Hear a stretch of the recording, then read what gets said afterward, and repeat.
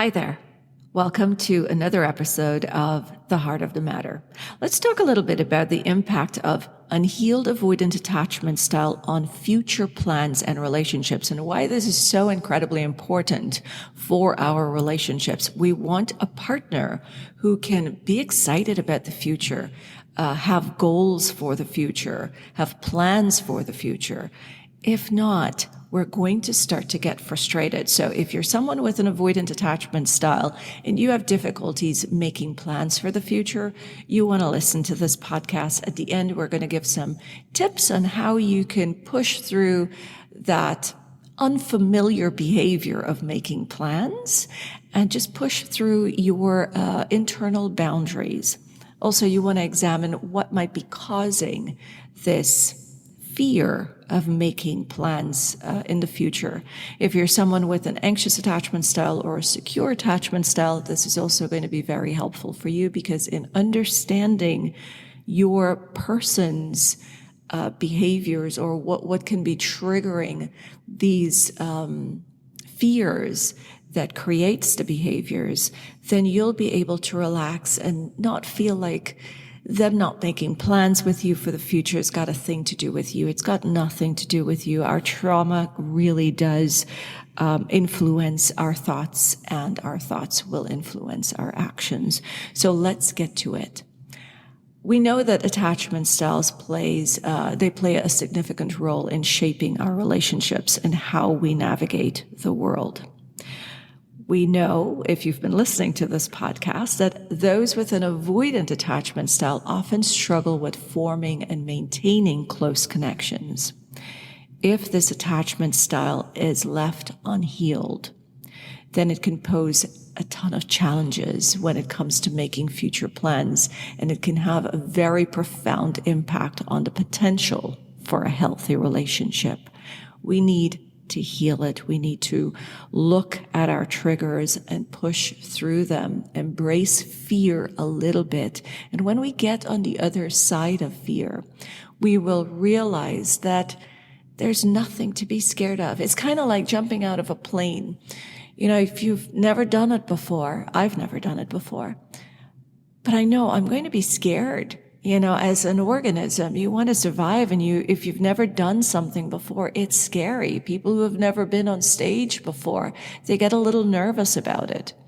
But if you jump out of that plane, if you get up on stage, you do it once, you do it twice, you do it 3 times, maybe it's still going to be a little scary, but the second and third time, not as scary as it was the first time. By the time you get to the 5th or the 6th time, you're kind of okay.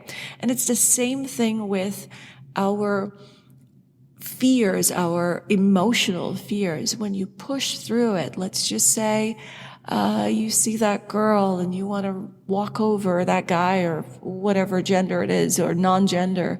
You see that person, you want to walk over to them and say hi, but you are so scared. Give it a go. And when you see that nothing negative will happen, then you relax into it. And the second time you see another person, it might still be a little nerve-wracking, but not as much as the first time. So that's one of the things that we want to pay attention to when we're healing our attachment style, avoidant or anxious attachment. Now, before I get any deeper into this, I'm going to ask you to hit the subscribe button and keep in mind that this is probably an episode that you want to share with your friends. I'm going to let you decide on that. Let's talk a little bit about attachment style as a refresher. It is characterized by a fear of intimacy and a desire for independence. Individuals with this attachment style may experience emotional distance or neglect when they were younger, and this might have led them to develop this self-reliance as a coping mechanism. Because of this, they may struggle with the idea of making plans for the future that involves any emotional investment or any vulnerability. Now, they have difficulty with commitment. Those with an avoidant attachment style often fear commitment because it's a certain level of emotional closeness and dependence that they know is necessary for a relationship, but this can also trigger feelings of discomfort. So making plans for the future, whether it's about career goals or travel or even long-term relationships, they know it requires a certain level of commitment. And that can be uncomfortable for them. It can be really challenging because they fear losing their independence or becoming too reliant on someone else. So again, remember, it's not a you thing. Now, what can the impact be on relationships? Not being able to heal this part of our attachment style can significantly impact the potential of any healthy relationship. This fear of intimacy and commitment can lead to emotional distance, difficulty in forming deep connections, and a tendency to avoid vulnerability or anything that feels uncomfortable.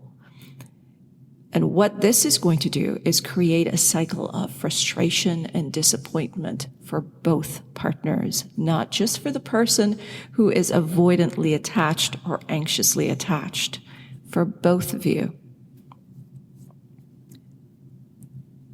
Now, we want to always remember that an avoidant individual may struggle to meet the emotional needs of their partner or to fully engage in the relationship.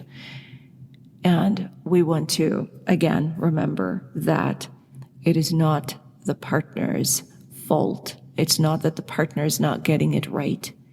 We want to always remember to empathize with the avoidantly attached person. And an avoidantly attached person will also need to empathize with your partner's struggles. Try to meet each other where we're at emotionally. We want to learn how to communicate. So let's talk a little bit about solutions in healing. While healing from an avoidant attachment style, it requires a lot of time and effort, it is very possible to develop healthier relationship patterns. And I want to share a few potential solutions.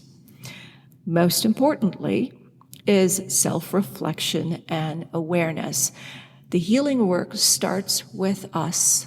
We cannot expect the external environment to change so that we can feel better.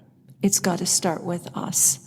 Developing self-awareness is the first step towards healing. Understanding the root causes of an avoidant attachment style and recognizing its impact on our life can help you to make conscious choices to change patterns. Remember, everything we do, we have made a conscious decision. We have chosen to do that thing. So whatever we're feeling right now, whatever our relationship looks like right now, it's a conscious decision. It's a conscious choice. We want to learn how to communicate and compromise. Compromise is so incredibly important, and it doesn't mean compromising on your values. It means learning to compromise and step in for a partner when it does not affect your values. Open and honest communication is incredibly crucial in any relationship.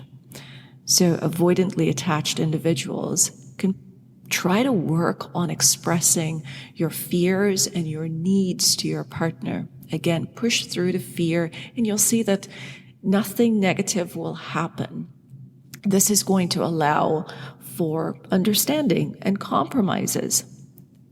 And what open communication and vulnerability does is that it helps to create a safe space to make plans for the future, and it builds trust. You want to gradually expose yourself to vulnerability and take small steps towards opening up and sharing your thoughts, your dreams, and concerns with your partners or your loved ones. You want to gradually open up, and this is going to help to build trust and create a bond and a foundation for making future plans. Remember that healing takes time. An unhealed avoidant attachment style can pose a ton of challenges when it comes to making plans for the future, and it can impact your relationship. You want to have a healthy relationship. I know a lot of us are not used to real, true, unconditional love. And it can be scary. It can be scary when we're faced with something that we don't know. But we've got to be gentle with ourselves. We could talk ourselves down. We could learn how to communicate with our partner. Let our partner know that, look, in times of distress, I may walk out of the room, I may shut down, but I'll come back. Communication is important in allowing your partner to see sides of you that they may want to meet. They may very well want to meet. Remember, trying to soothe ourselves all the time denies our partner, denies our loved ones the honor of being there for us. They want to. You love someone, you want to be there for them. So have those communications, open up a little bit and see where it gets you. And I wish you all the best. Until the next episode, I'm Annalisa Bahadur.